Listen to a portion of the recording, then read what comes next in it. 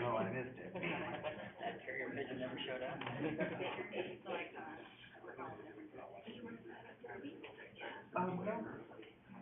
Yeah.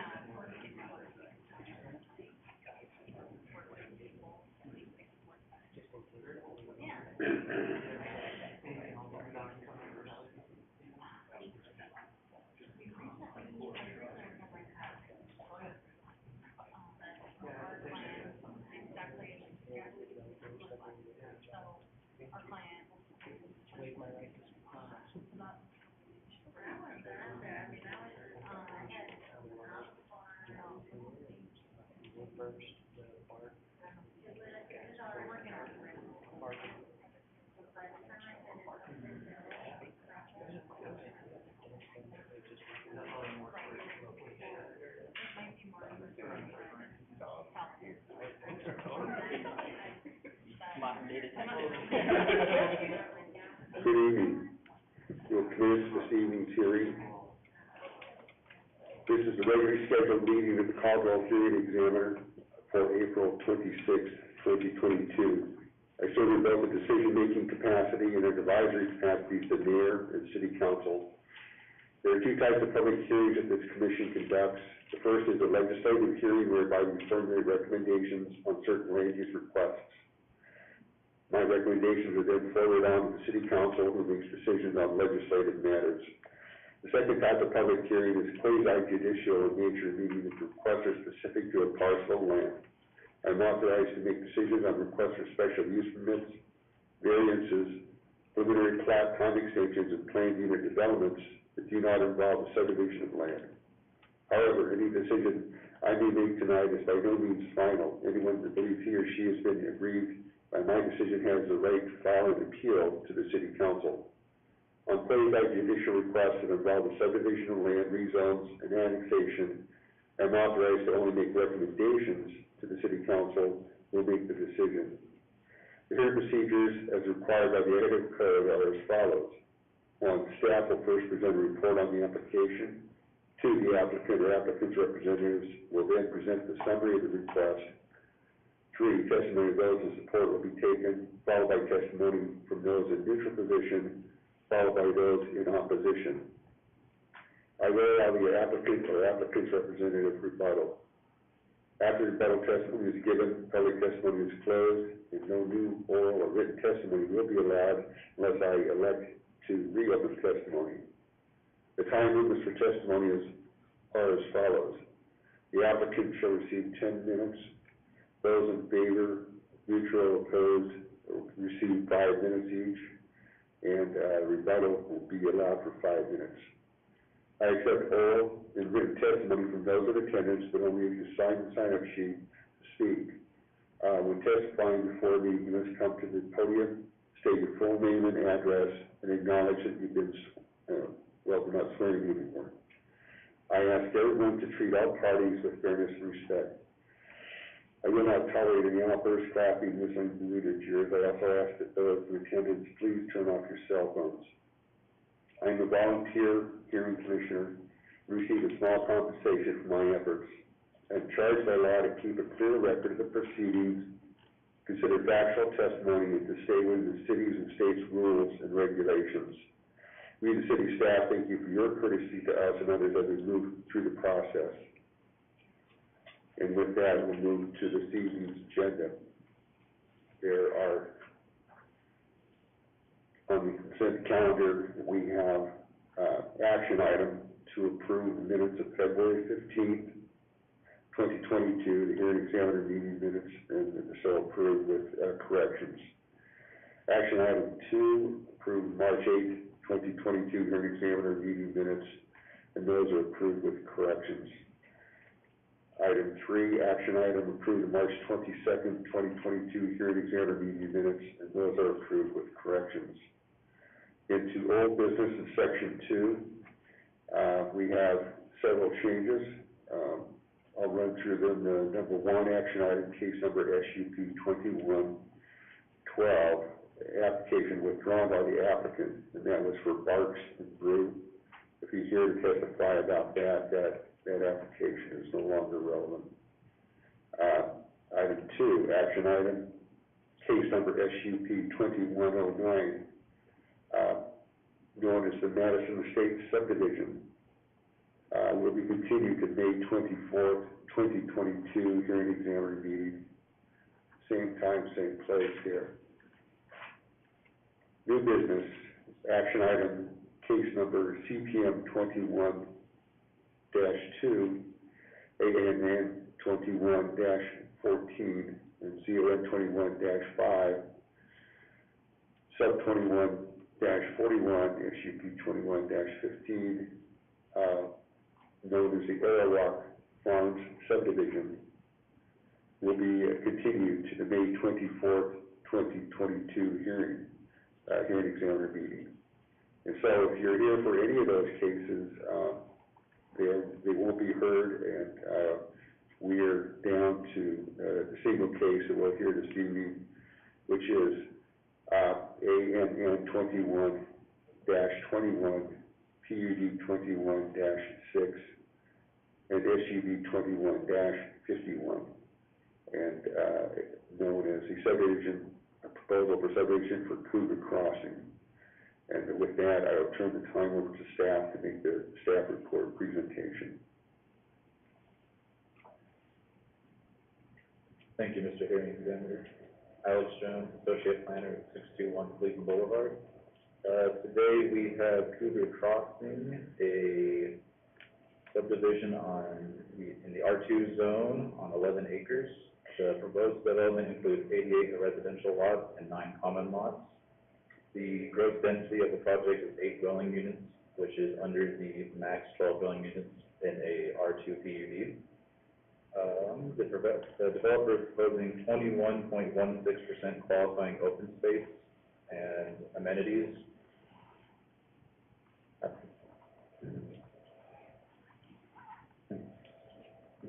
Those amenities include a dog park, a barbecue area, a playground, and a EV2 charging station.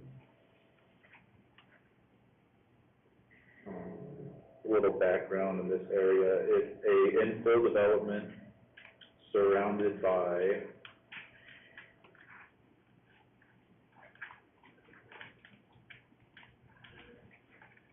Summit Middle School. To the west, we have Virginia Park Subdivision. To the east, Summit Middle School / Agriculture to the south, and the north is the future approved Topaz Ranch.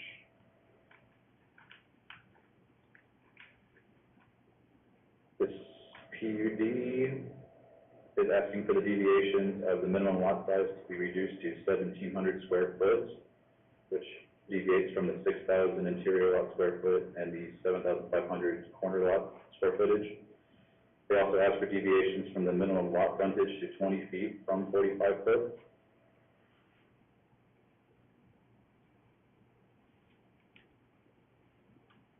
I think that's all for now. I'm open for questions. Thank you, Alex. A couple of questions. Well, let's first of all introduce an exhibit provided by the applicant here. It will be their presentation PowerPoint, and I call this ANN 21-21 number 1. The subdivision in the north, they call it Marble Front Subdivision. You stated another name for it, but that's just starting construction now, correct? Can you repeat the question again, sir? Well, the subdivision to the north has been approved, but I understand they're just beginning construction on that development of that piece. I've been informed that phase 1 has been complete.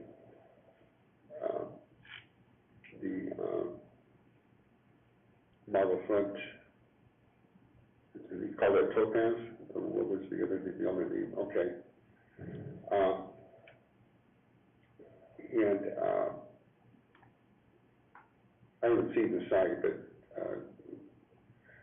the timing of the roadways between, the connections between the two subdivisions will be such that we anticipate subdivision north will be completed before this one, and there'll be roadways from the proposed subdivision in front of us through the one to the north, correct?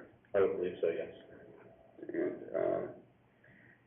that's sort of, I guess, sort of a secondary egress into the subdivision. Then we have the one to KCIE Street, providing that the amount of traffic, they were, the Public Works talked about the provision of a traffic impact study. Has that been provided? Yes, it has. And what are some of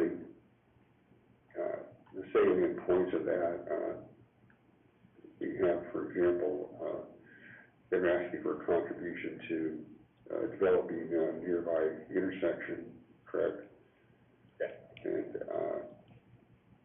are there other specifics about that traffic impact study that care to share with us?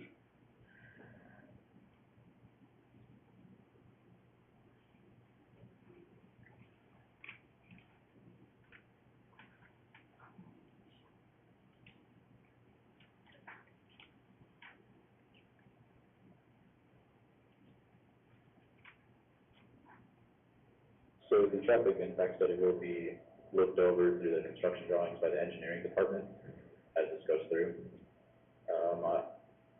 If I remember correctly, Rob was telling me about this, on how it should be done within, or started this summer for the improvement on the KCID roadway. You mean the improvements by the applicant for this proposed subdivision? They were coming out, or improvements by the city?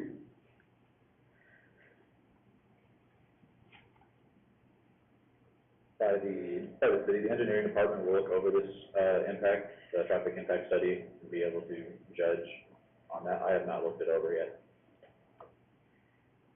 Okay, well, I guess my overarching question is there anything in that traffic impact study that generates, or presumably generates condition of approval for the PUD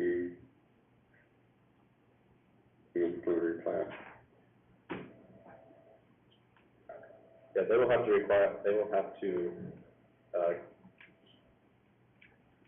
go with what the engineering department says. That's what the conditions are there for. Okay, yeah. The reason I asked, I did have the advantage of seeing that study in the staff report. I didn't know if it was completed or not. Thank you very much.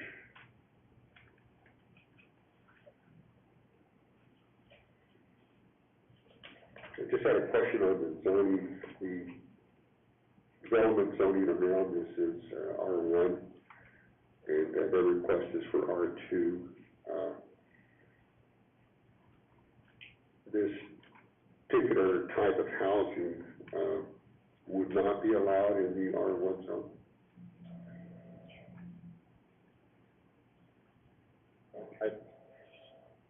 My best knowledge, I believe townhomes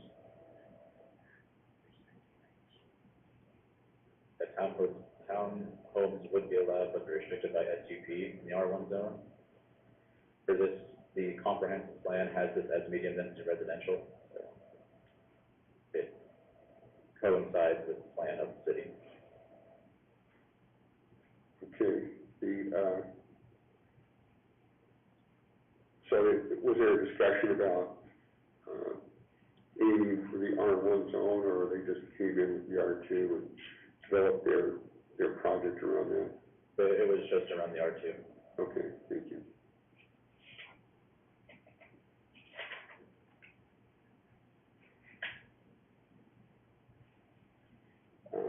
This is just kind of a typo thing, on page 4 of your staff report, the second paragraph, it says, in the, last sentence, not more than 6 and then 12 in parentheses. I was confused by that, the number of units. What is the number, 6 or 12? 12 of the PUD. It's 12? Yes.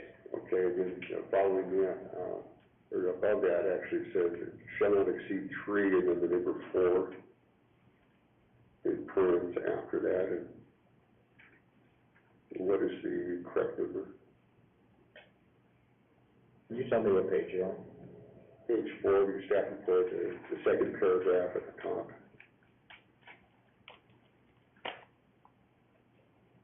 Shall not exceed 3, parentheses 4, dwelling units per gross acre. Oh, yes, it's supposed to be 4. That was a, Okay, I'll scratch 3. I will correct that.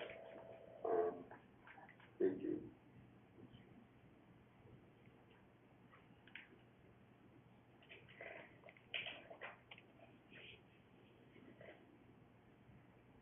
So with the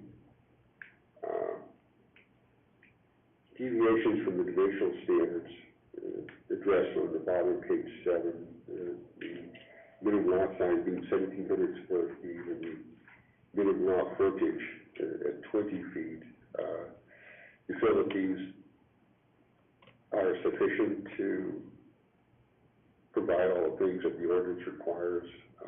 You're comfortable with these lot dimensions being reduced by 3/4 essentially? Staff believes that this is still workable. It's from the plans that I've seen that the houses fit well in these lot sizes, but it's still providing good yard frontage and rear yards, along with the open space that's provided. It leaves an open feeling for the community. It still provides the required parking and driveways. Okay, and as far as that goes, I look closely, they just got this exhibit that we introduced. So these can be front-loaded garages off of the public right-of-way. Is that, is the 20-foot frontage, is that what we're talking about here? There's also rear-loaded, correct? I'm not really seeing the details on that, how they're accessing the rear loading. Mr. Hearing Examiner, that would be a good question for the applicant to answer as well, but there are front and rear loaded homes within this development. Okay, maybe I'd like a little more clarity on that.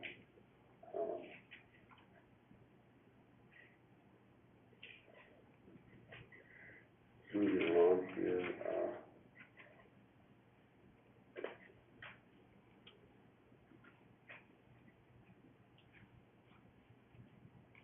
this is actually a question for Rob, but I just want to make a note of it. On page 11 of the staff report, at the top of the rights of way, we have item 1, item 2, and then there's an item floating out there.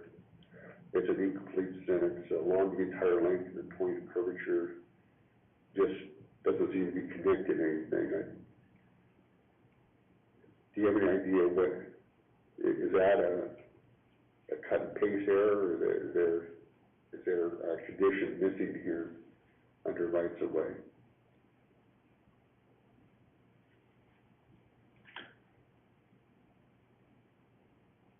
I believe that's a copy and paste error. They sent me a previous memorandum that was for the old site plan, and the new one had the comments in it, and I don't think the comments, they spaced them out for the correction, so I never backspaced it out. Okay, so you're saying then that we should just delete that fragment of a sentence or expand it into a full condition of approval?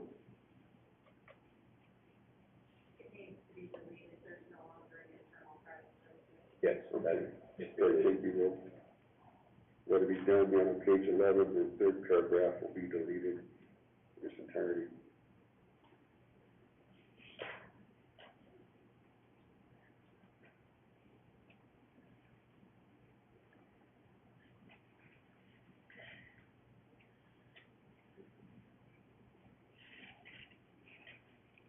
Yeah, there's another kind of rock question that you can help me out here on page 13 of the staff report, under the section of irrigation. It seems like the numbering has gone awry there. And for clarity, we would want to have those numbers. Looks like to me, the second number 2 goes to number 3 and 4, so on.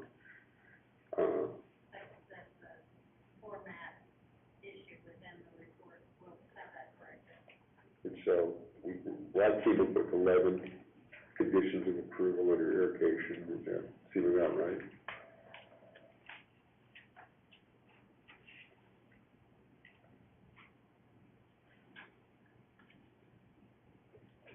Okay, thank you very much.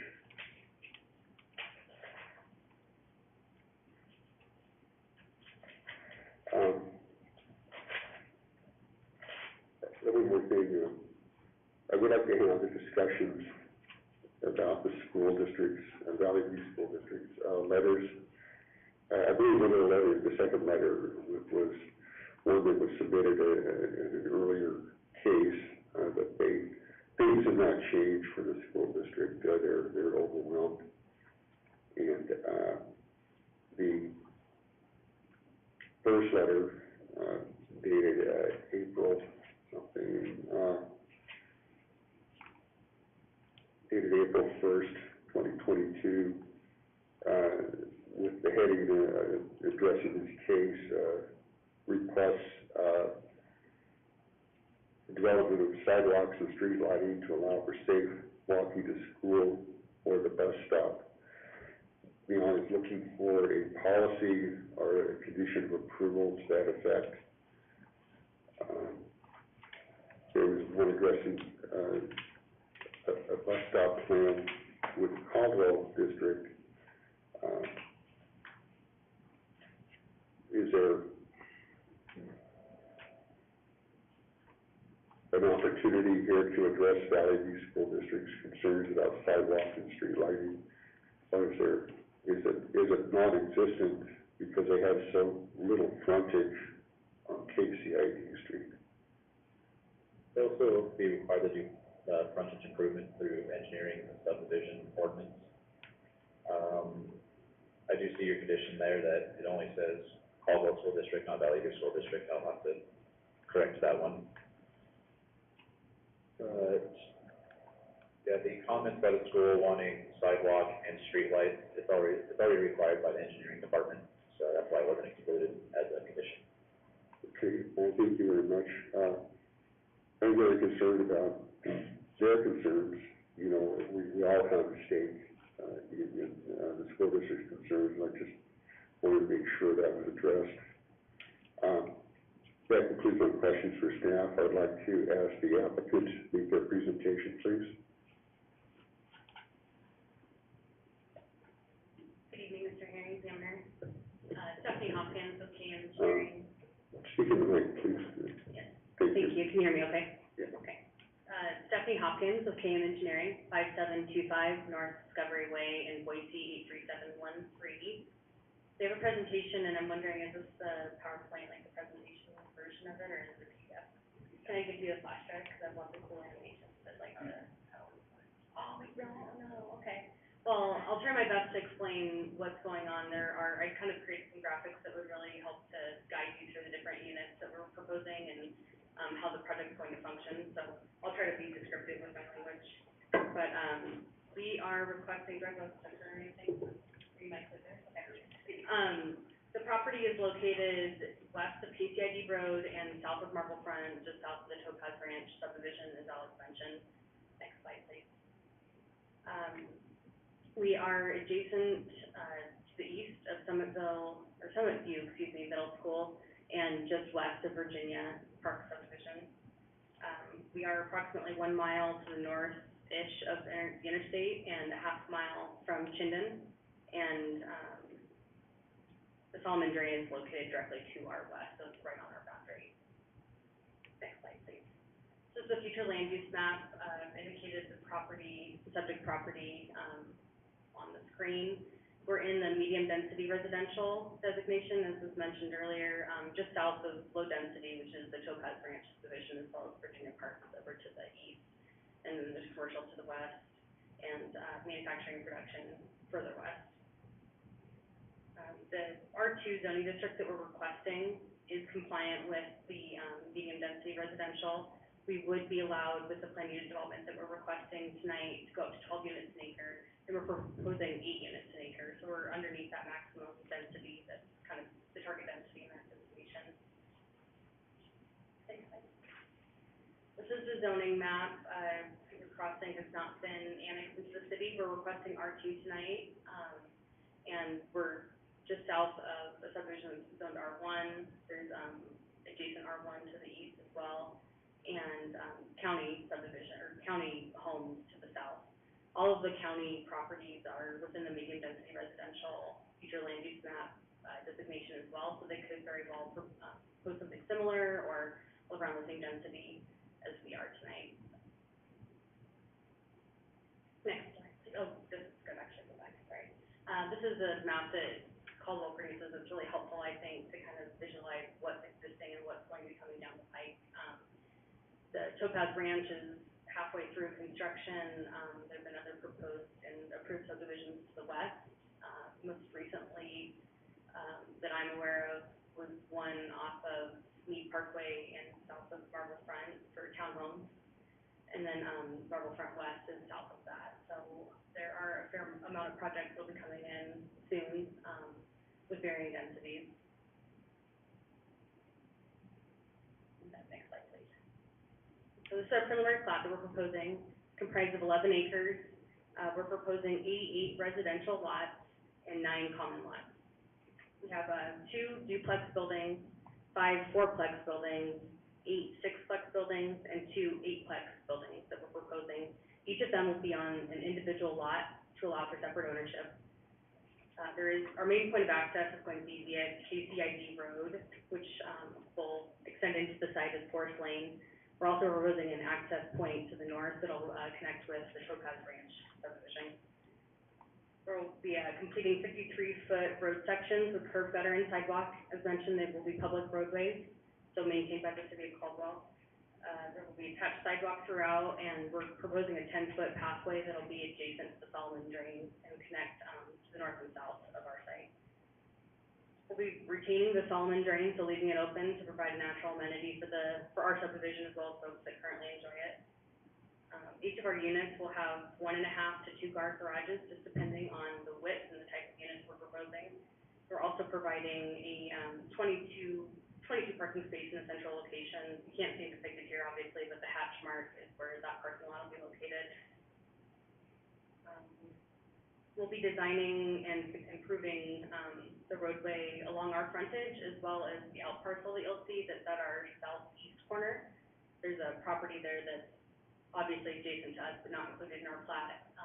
That home will be taking access through our subdivision, so we'll be improving an access for them that'll connect to Forest Lane, and their access to KCID Road will be eliminated with this subdivision. So, their frontage will be improved with our project.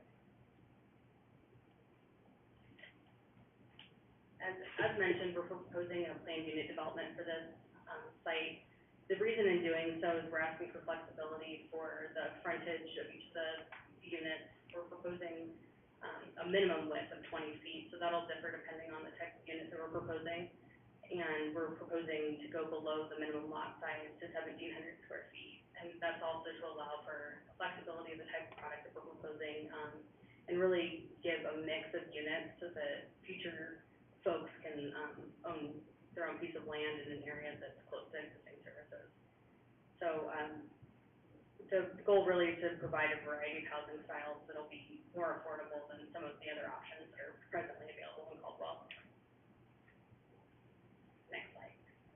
So, this is kind of a color-coded map to show you where each of the types of units will be located.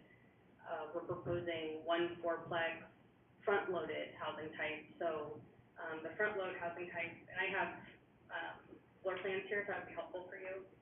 The front-load housing type has a great room on the front, and the garage will be facing the front, and And then the great room or living room and kitchen will be towards the rear of the building. Excuse me, Ms. Hopkins, are those exhibits, the floor plans you're talking about, are they in this packet? No, they're not.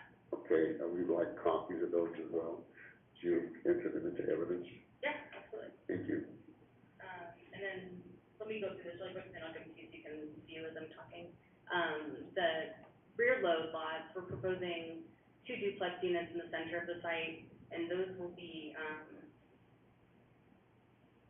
those will have a garage that faces the green space or, pathways, depending on where they're located. So, and then they have usually a master bedroom, living space downstairs, and then upstairs would be, more bedrooms and bathrooms. Thank you very much.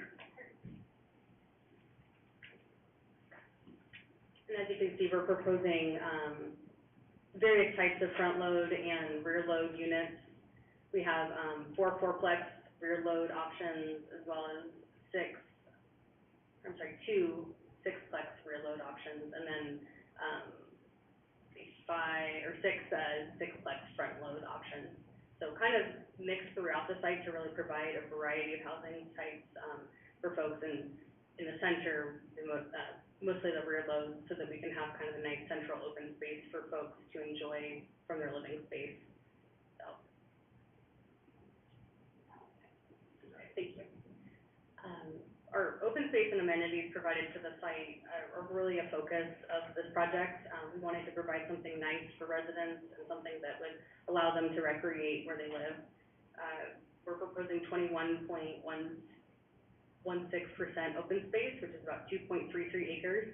Code only requires 10%. The developer really wanted to make this a nice project that people would enjoy living in. We're proposing a dog park, which is located at the southeast part of the front of the site, so kind of as you come in. Barbecue area, playground, electrical vehicle charging station, pathway next to the Solomon Drain, which will connect, as I said, to the north and south and allow for easy access to Summit View Middle School for adjacent neighbors too, not just our residents. And then micropaths throughout to allow for good connectivity for everybody.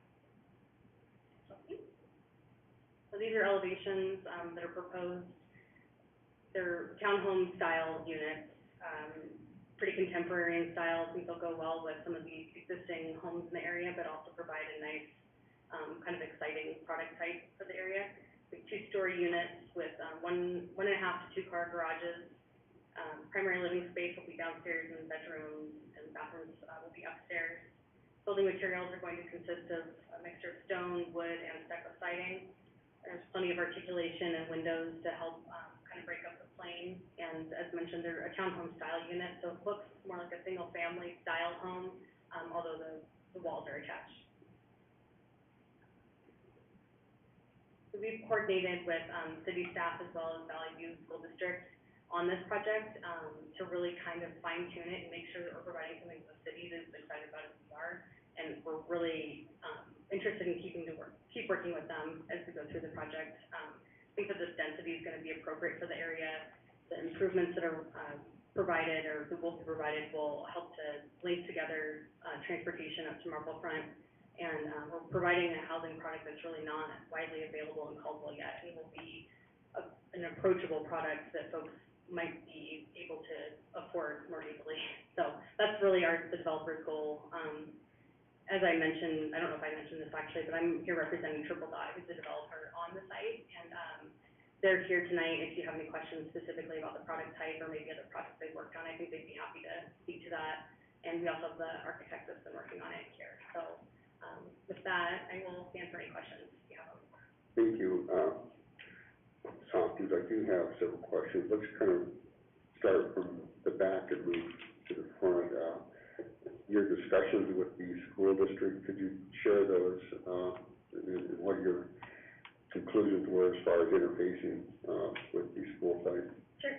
Mr. Hearing Examiner, we met with Joey, who's actually here this evening at the school district, I think it was a couple weeks ago, just to discuss their letter and to really understand where they were coming from and what they foresaw as a good option to kind of partner together to make this project a little bit more feasible as far as the school district's capacity is concerned. So it was determined that the developer would be willing to, contribute monies to them to essentially help offset the cost of a portable building to allow for expansion at one of the sites that needs to be expanded. I don't know that we determined exactly where that money would go or where, which project it would be used for, but I think Joey might be speaking tonight. He might be, able to kind of give you a little bit more information on that. Okay, that's good news. Along the drain there, are you planning on building bridges? Looks like there's potential for 2 bridges, or am I misreading it? Mr. Hearing Examiner, I don't know that we'll be crossing the ditch. I think we're just leaving it open, and the pathway will be on the east side of it. So, I could be mistaken, though. I can look at the file really quick. I guess my question is there a bike ped connection to the school site? Mr. Hearing Examiner, I don't know that we actually planned on doing a connection directly to the school site. We're providing, as you know, the irrigation districts are crazy all the time about, people crossing over their facilities, and a lot of times we can work with them to include pathways adjacent to their facilities. But I don't know that it's been contemplated to actually cross it to go over to the school site. Rather, I think we would connect on the north and south and provide connectivity where it I don't know or if it connects currently or what the, I guess I would ask if that's something that you would like. I could talk to our client about it and see if that's an option. We'd have to look and see if that would be doable from an engineering standpoint as well, and coordinate with the irrigation district to see if that's something that they'd be amenable to. If you would give me a moment, I'd like to ask the same question of staff.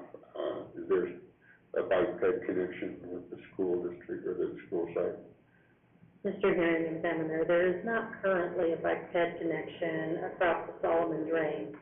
The SUP or the conditions for Valley View Middle School required that they provide for half of a bridge, but in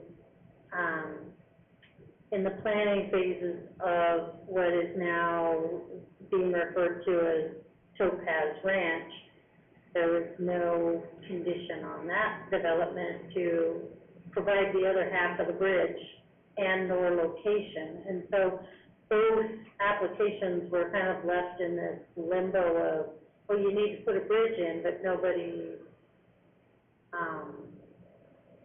fleshed that out as a means or a way to provide for that. No way to cash the funding or hold either one accountable to half of a bridge. So that's kind of where we're at with that.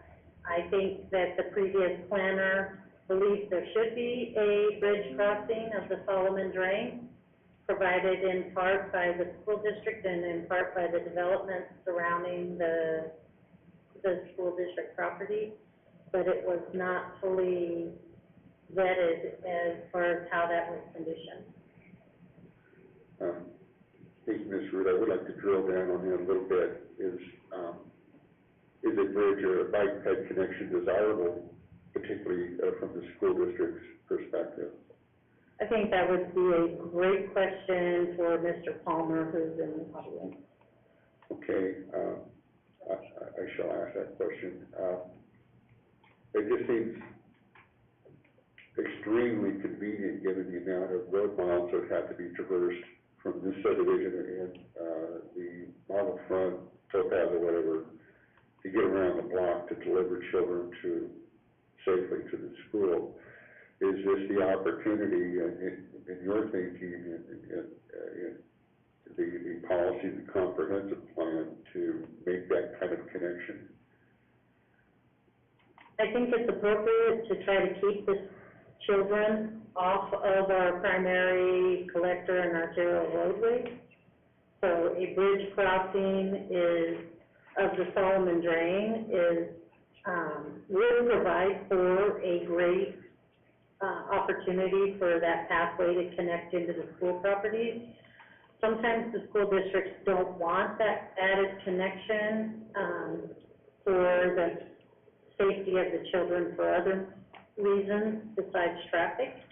So again, the school district knows that that was a condition on their development of their property as well.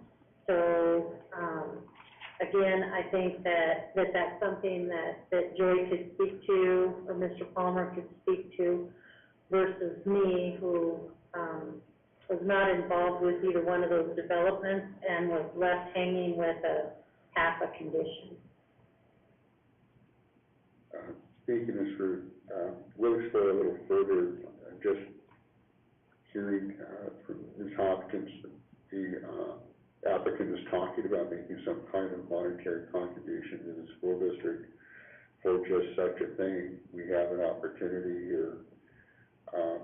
I wonder, of the value, and I do understand the irrigation company's concerns.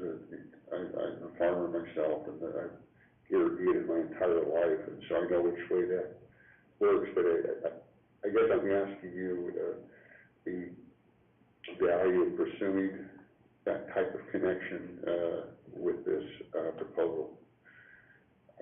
You think that's a good idea? Again, I believe there to be value in that, but there also has to be participation or compliance with Valley View School District as well, to ensure that the safety overall of the children, whether from unknown predators or those kind of things, maybe even having the children accessing by the drain, which will not be covered, but the pathway is going to be adjacent to the drain anyway. So the previous planner believed that there was value in having a bridge crossing, but didn't clearly define that.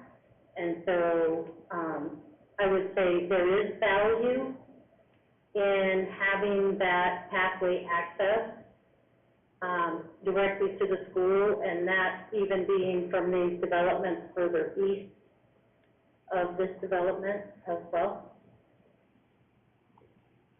Taking this route, we'll get back to that. I'd like to continue that discussion through tonight's testimony with all of those concerned. The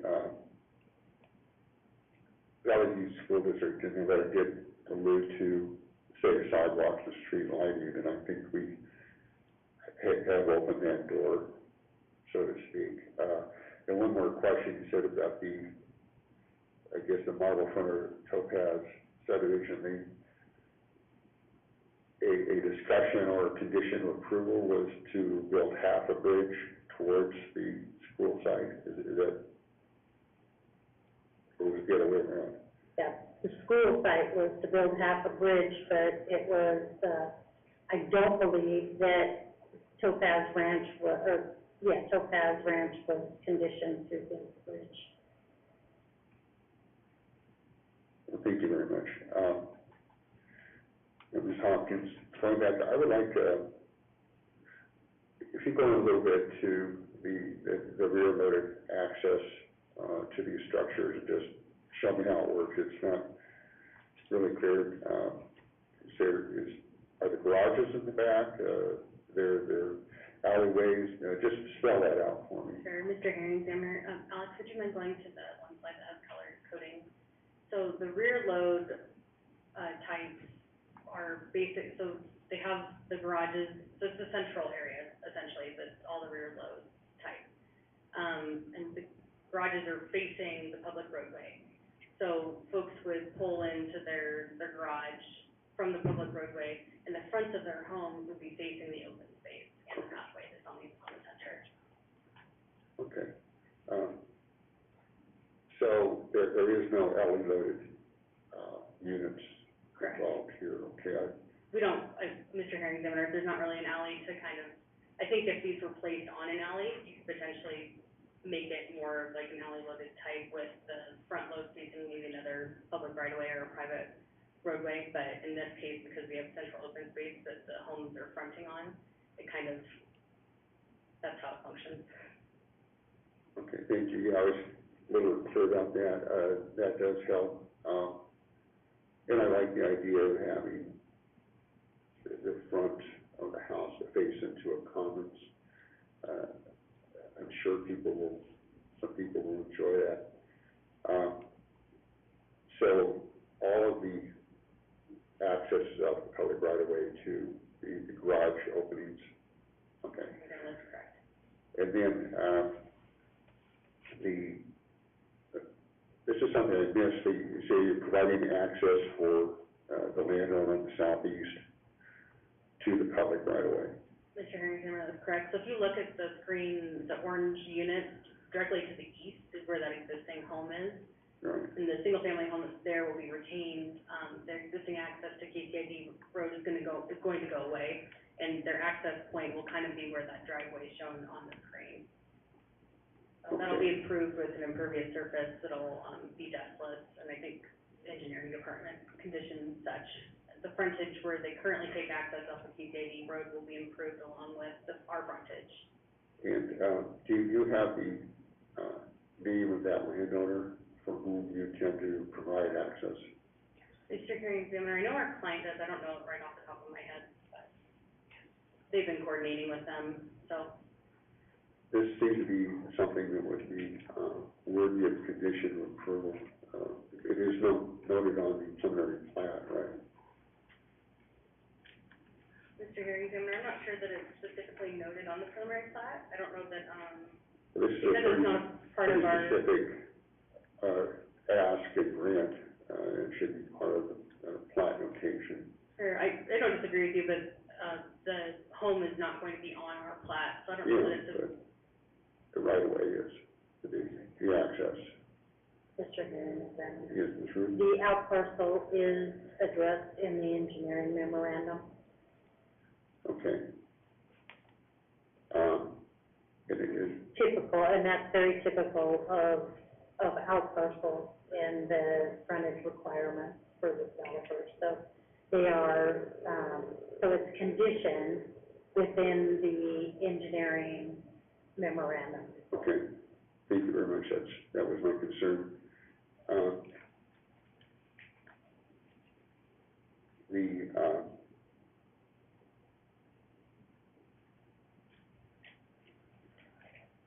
The circulation here is, dictated, of course, by the shape of the parcel. Are you proposing, just open streetways, or are there going to be like speed bumps, in here, or are there means of controlling the interior speed of traffic? Or are you just relying on good sense and kind neighbors? Mr. Hearing Examiner, we don't have any speed bumps, planned at this point, and I don't know that the engineering department prefers speed bumps. Fire department, I guess, doesn't. I think in this case, we would be expecting that folks would practice good common sense as well as be slowed down by the curve, of the roadway and the driveways. Frankly, folks backing in and out will kind of provide a natural stop for folks. Okay, and just for my benefit, what kind of, traffic impact does your TIS describe, on that connection to the north going into the Topaz subdivision?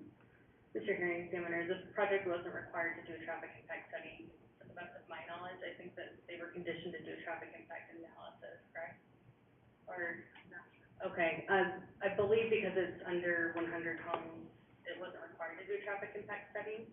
But I know that I saw in the engineering report that, there's a traffic impact analysis that staff did to determine what, right-of-way improvements would be required and the percentage of, that they'd be required to contribute to intersections. So. Well, let me ask a question on the way then. What kind of traffic do you anticipate on that, stub off, into the Topaz subdivision? Mr. Hearing Examiner, reviewing the staff report, it looks like the traffic impact analysis at the P and peak hour traffic flow is 68 vehicles for the entire subdivision. They didn't look specifically at the access point to the north, to the Topaz Branch subdivision. I would assume, though, the 68 trips, most folks will probably be going directly east through our main access point. I don't know that there would be much incentive to go north unless they wanted to, I guess, head west. But it wasn't analyzed, so I don't know if there's a way to determine that right now. I'd be happy to talk to the engineering department and figure that out. Well, I have faith in our engineering department. They're doing the right thing. I just wanted to address the impact on that neighborhood. I would concur with you unless they were going to visit somebody there, it would be a main thoroughfare, in other words, getting through there. There's a pretty windy, road through the subdivision to the north.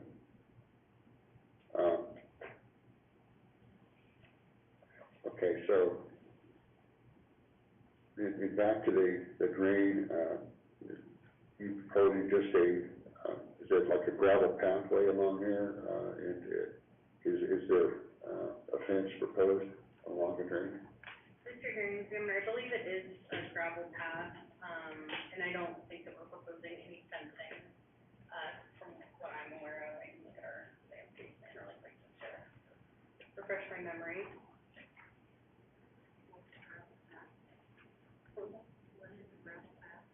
I believe it's a gravel path that's proposed. I don't see it called out. What would the city require? Paved. Okay. Well, our client is indicating that that's what they've agreed to and that they're okay with that, so it would be a paved pathway. Okay. I apologize, I didn't know that off the top of my head. Okay, I was wondering, the irrigation companies they go both ways on fencing, and I can understand, because I don't think they necessarily permit anything, except for maybe small animals going through.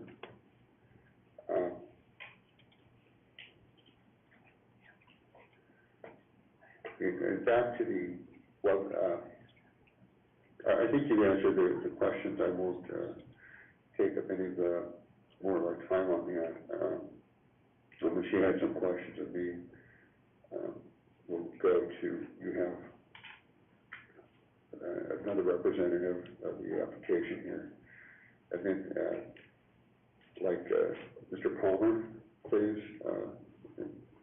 Ms. Hawkins, thank you for your testimony. I may have some more questions later. Mr. Palmer, in the meantime, I'd like to label these two exhibits, A and N 21. Let's see, where were they? A and N 21-21, number 2 and number 3 for the record. And Mr. Palmer, say your name and address, please.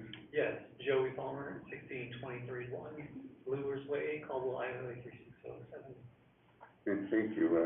And please present your testimony. Sure, Mr. Hearing Examiner, I'm here representing the Valley View School District. I'm also a patron, obviously, in Caldwell City. And I'd also like to start out my testimony of appreciating the comments that you shared earlier, referencing the impact that all developments would have on the Valley View School District and how we need to be mindful of that. So thank you for that.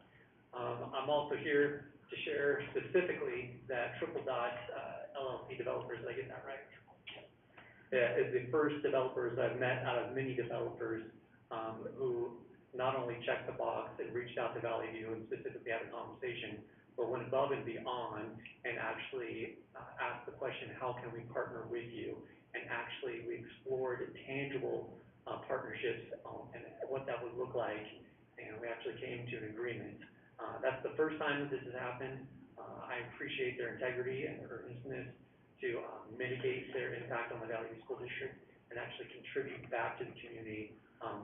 We know that their contribution is by providing more housing, which is what our community needs, but also they understand the balanced approach and actually willing to do something tangible to have a balanced approach by supporting the school district as well.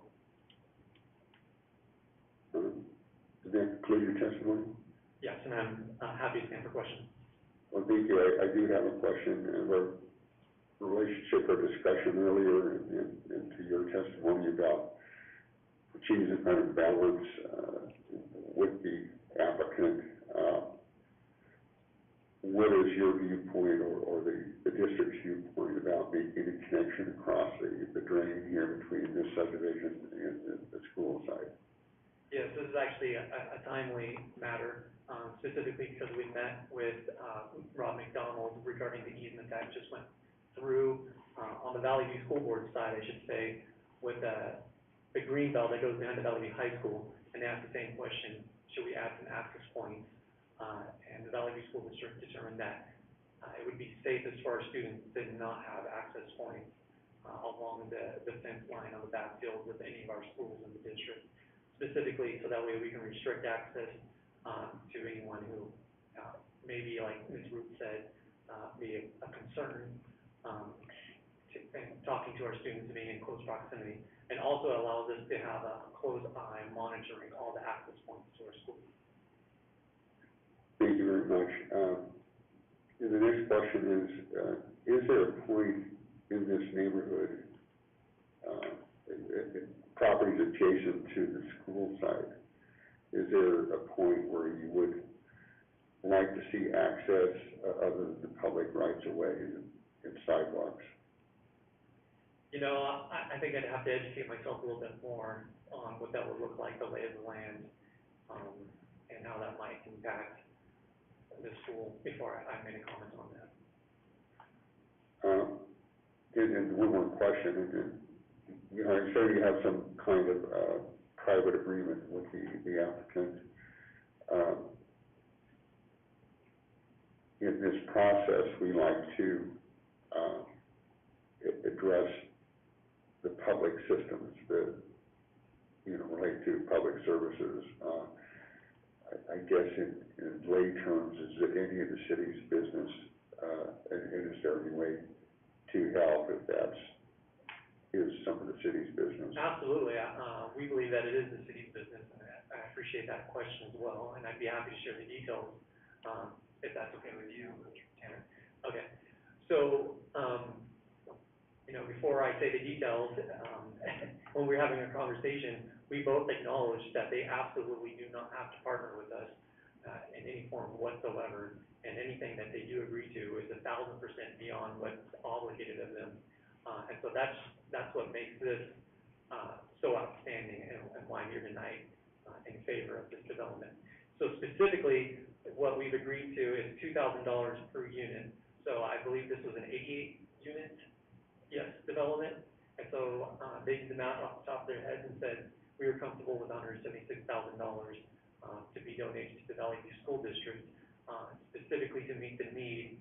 It wouldn't pay for the full need, but a partial need of taking care of adding a portable building to Skyway Elementary.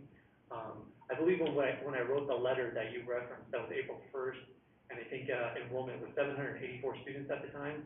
As of last week, when we finished up on Friday, we checked our enrollment, and Skyway Elementary is now at 797 students, with capacity for 800 students. So we need to add another portable building on the Skyway campus at some point for 2 additional classrooms.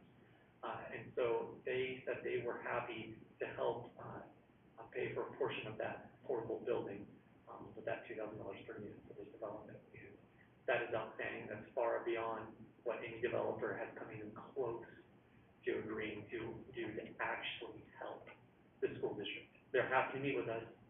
It's a completely different thing, and they're happy to tell you that they met with us. Completely different story when it comes to actually doing anything tangible. And so hopefully they're the trendsetter, and the trajectory changes its path as far as how developers partner with the Valley View School District. That's quite wonderful, Mr. Palmer, and good news. Appreciate that. And where I was going with that is, you know, should there be some further discussion about a condition of approval for this preliminary plat and PUD concerning the school district? There's one condition in the staff report about coordinating bus stops and pickup points for the area, generally speaking, for all schools. So would you consider that to be sufficient in this context to address the Valley View's needs other than stop building so many houses? I would say, the answer to that question is no. That is our basis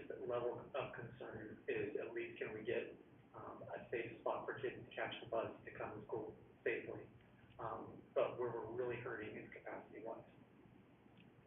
I understand. Just to reveal, my wife is a retired school teacher. She taught in Caldwell School District in Parma, so I'm very well aware of the issues that you're dealing with. And thank you very much for your testimony. I may have some questions later, but I think that what's in the staff report, the condition of approval, should address the concerns the way I'm understanding your testimony that you would like to see in this preliminary plat PUD. Is that correct? That is correct. Thank you very much. I appreciate your testimony. Next, we have signed up Tanner Layton. Mr. Layton, your testimony. Mr. Hearing Examiner, Tanner Layton, 523 West Chrisfield Drive, Meridian, Idaho, 83646. Representing Triple Dot Development, that is my company, and I am here representing as a developer. So the way I would like to go about it, sir, is I'd first like to tell you a little bit about our development and then address some of the questions and concerns that I think you had with the earlier individuals who presented as well. So we did work with the city very closely, and so before that, I would like to thank Deb and Alex. Thank you guys very much for their input, and Jerome, your input, everybody that comes to help so that we can develop in a great, friendly way that's a win-win for everyone. So with that, we like to base our development off of the R2 zoning based on the comp plan. We were allowed more units with the density. We worked with the city to deduct down our units so that Rob and TJ were happy with our road widths and everything, and that's actually how we got to our 88 unit count. So we did do a deduction there, as we also stated with Valley View School District being at capacity. It allows for us to give a really great community feel for our development at this 88 units. We also see that as costs keep rising and as this valley keeps being a very desirable place to raise a family, that different product types do allow for other individuals to have a sense of ownership with their property that they call home. And so that's where our development is a one-car, two-car garage townhome with yards, with open space, with dog parks, with connectivity, with walking paths. I will state that we did work with the school district, as Joey said, which was awesome to be able to help them, as I am from Meridian, Idaho. My wife is from Caldwell, Idaho, and so we have a great sense of home here, and how we want to develop is depicted in our developments. So I would like to start off with saying that we were going to work with the school on a bridge if they wanted that with access. We totally understand where those are, but it is going to be, just to reiterate, a paved pathway. So it will be asphalt, very nice pathway. All of our connectivity and pathways throughout give to that community type feel that we shoot for with our development. I believe that you had a question on the rear loaded with the front facing open area. I think Stephanie did a great job at answering that question for you, sir. Is that correct? Or do you have, okay? Then I have a fun comment that I will share of, you were concerned about the single family home with the access there. Yes, I know that individual. It's actually my grandfather.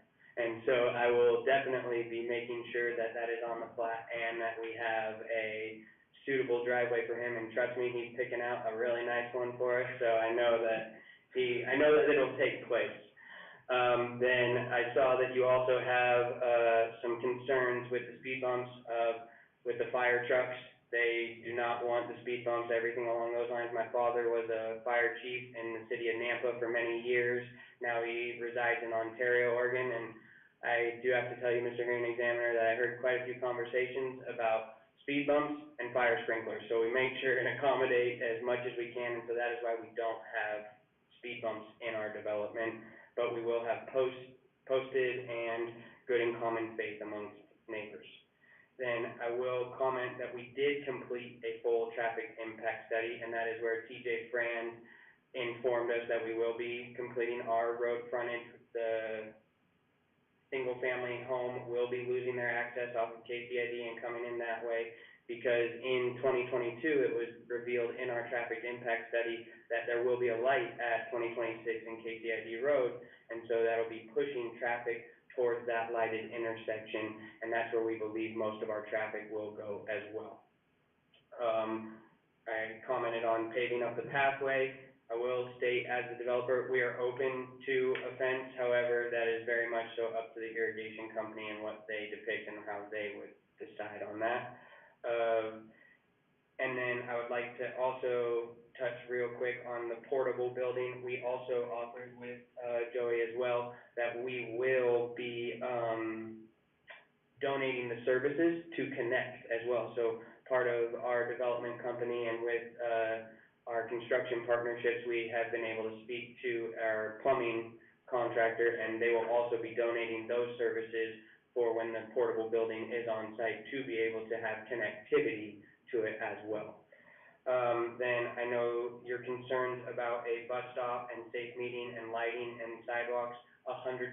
We will make sure and adhere to that. We will make sure that we have the adequate lighting, we will have the adequate, bus stop, mailbox clusters, and all of those things that are conditions for our approval. And just real quick, we have 32 rear loaded, and then we have 56 front loaded. With our biggest thing is a community type feel with our parks and our double open space as the minimum requirement. And that ends my testimony, and I will stand for any further questions. Appreciate your testimony, Mr. Lee.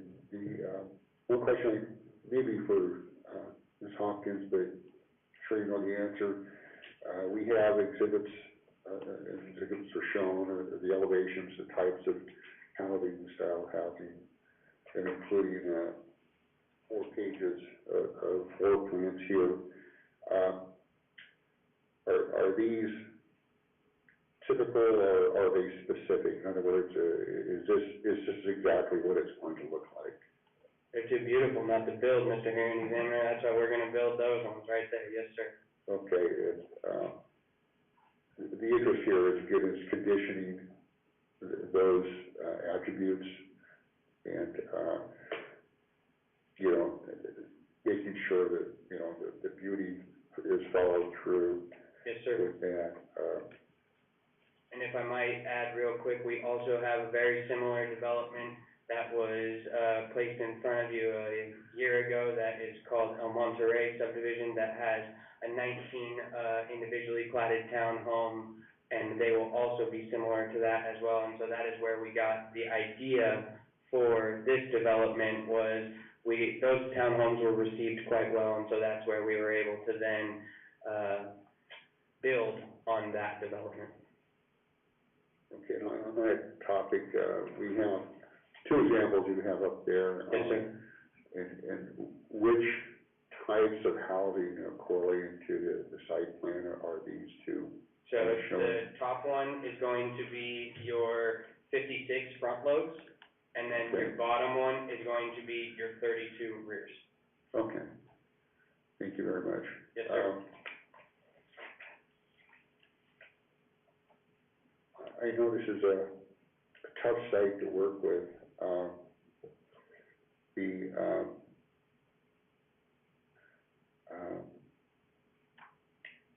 I guess my question is, have you approached the affordable housing issue, and how does this relate to affordable housing as far as your commercial perspective is concerned?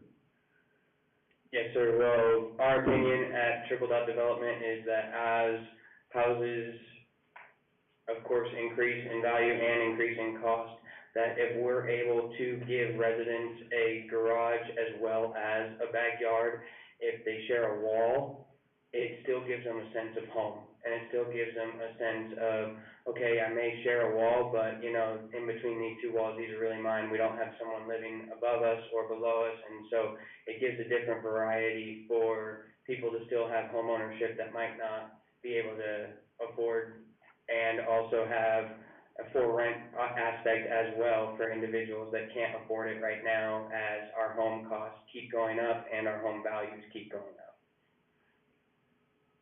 Okay, and then one final thing, I didn't say anything about phasing in this application, what are do you have a phasing plan? Phase, sir. And what is that? We will just do it in all one phase and just tackle it as much as we can. Our contractor told me that he believes that what we would be able to do is about 12 units at a time. However, we will just do one phase of being able to do our site work, and then upon site work, be able to obtain a final plat, and then upon that, be able to go vertical with our building. Okay, great. So, you're anticipating what, a 2-year build out? Yes, sir. Okay. Thank you very much. That concludes my questions, and, I appreciate your testimony. Thank you. And by the way, I do like the design. You've done a good job with difficult sites. I was this guy right back there. Yeah, thank you very much.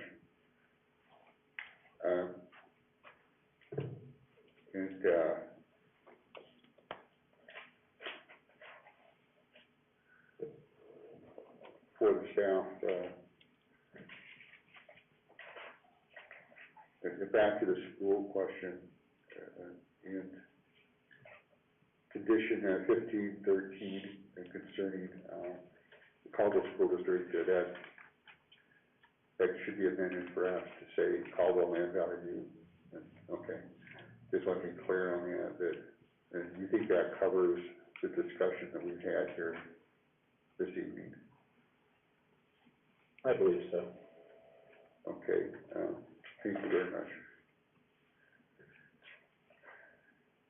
And we had an individual, Ramsey Boutros, sign up in opposition. I believe he left. Yes. Okay, that's all who have signed up, and to think about it, I want to close the hearing till I've exhausted every possible question and worrying everybody out. Are you guys worn out?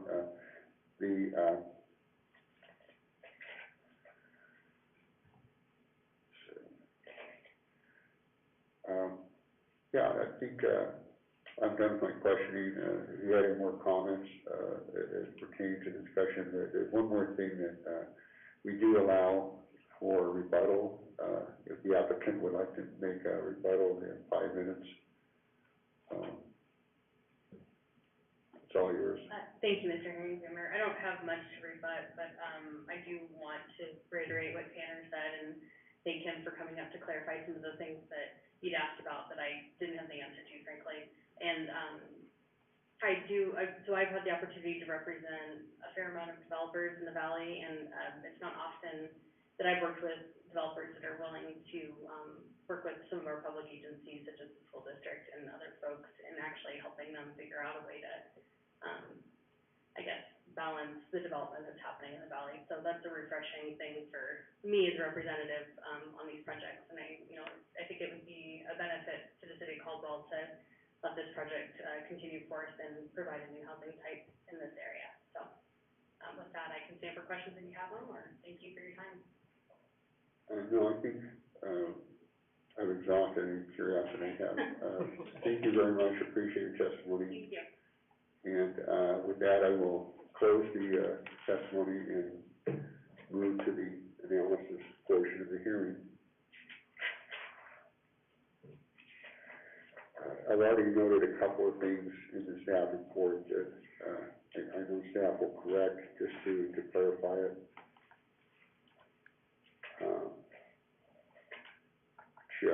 Go back to the minutes for those. We have essentially 3 cases before us. They're all pointing to the same project. First, we look at the annexation. My thoughts are you have to address these in the order. So, looking at the staff report, conditions of annexation, down on page 17 and 46, we have, we back up on, there are conditions of approval listed on page 16 and 17 of the staff report. address the goals and policies of the Caldwell Comprehensive Plan, and, the goals that, drive this process and hopefully the results of this kind of process. And, I agree with the goals and policies, for the annexation. I won't reiterate them, but in section 5.1, and with the findings of facts that support the goals. And so, as for the annexation, ANN 21-00019, the finding of facts are as follows. The Caldwell hearing examiner accepts the facts outlined in the staff report, public testimony, and the evidence list. All adopted city ordinances, standards, and codes were used in evaluating the application. The conclusion of law for the annexation.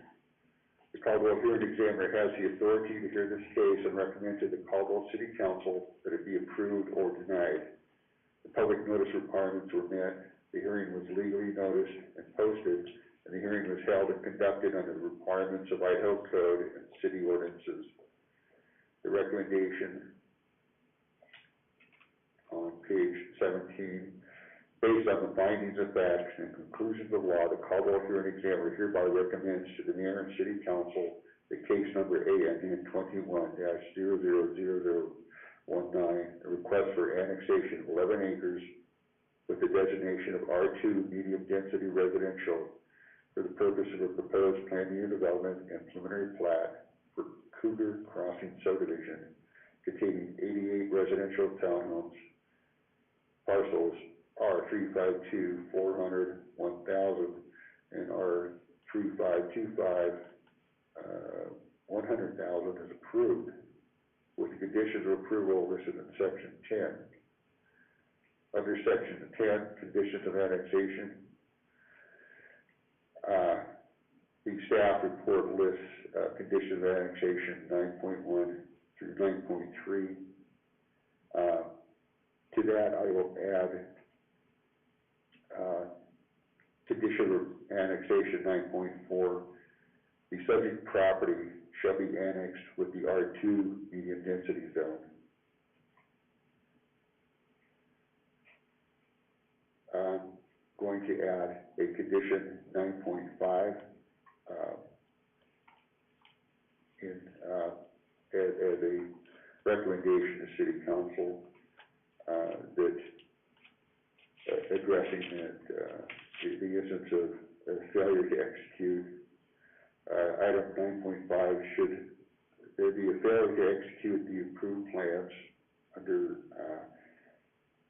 PUD 00006 and SUD 21-0051, the zone shall revert to the RS1 residential estates zone. And I recommend that be added to the development agreement.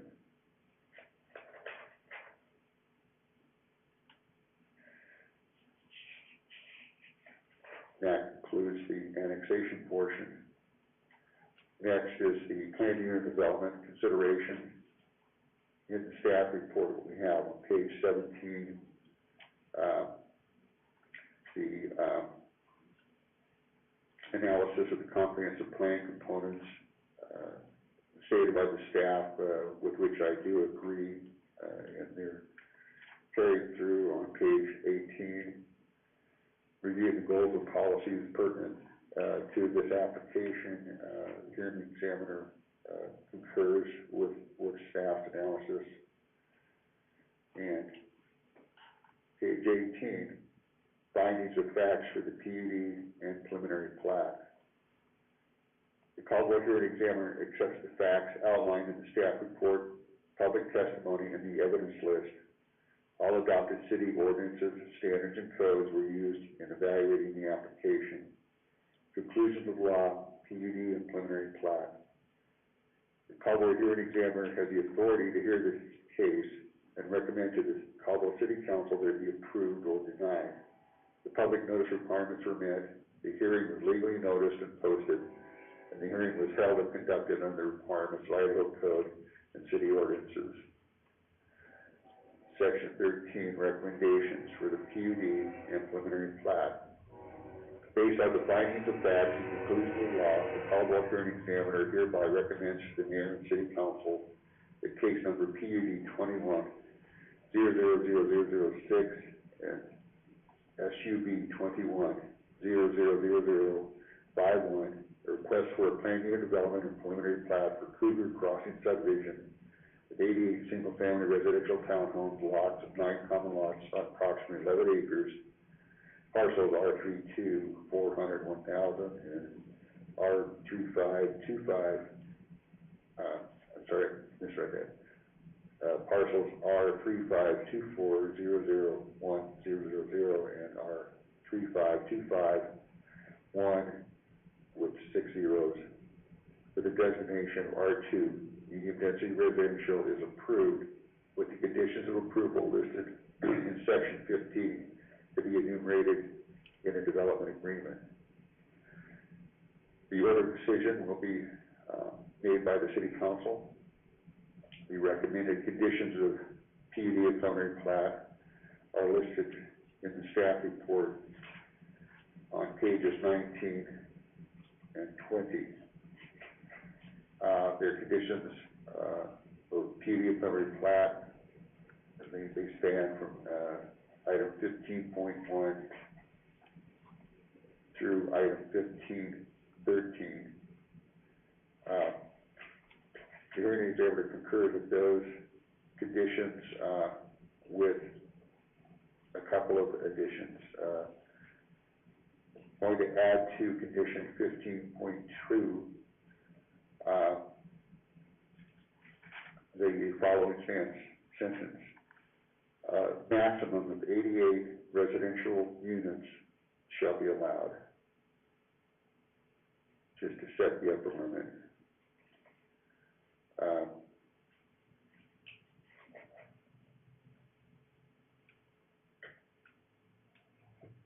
And going to condition 15.13, a school bus stop plan shall be submitted to the planning and zoning department showing conditions with the Caldwell School District and the Valley View School District prior to submittal of construction drawings and final plat. And with that, I conclude this hearing and adjourn this meeting. And I thank you all for your attendance.